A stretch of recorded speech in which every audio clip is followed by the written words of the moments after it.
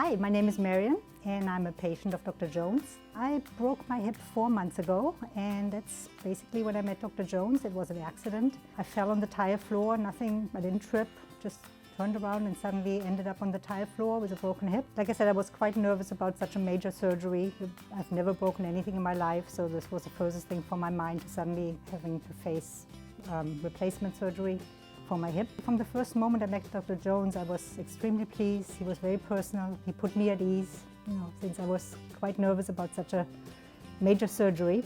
Everything went well. He saw me at the hospital 2 more times during recovery. After that, I had 2 weeks of physical therapy at home, which went well, followed by, I think, 4 weeks of in-office physical therapy.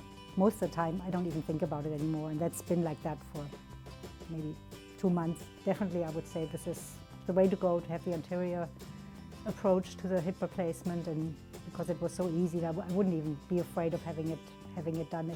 Dr. Jones explained everything really well. He drew little pictures and showed me the x-rays when needed and showed me the x-rays afterwards, and there was a great communication the whole time.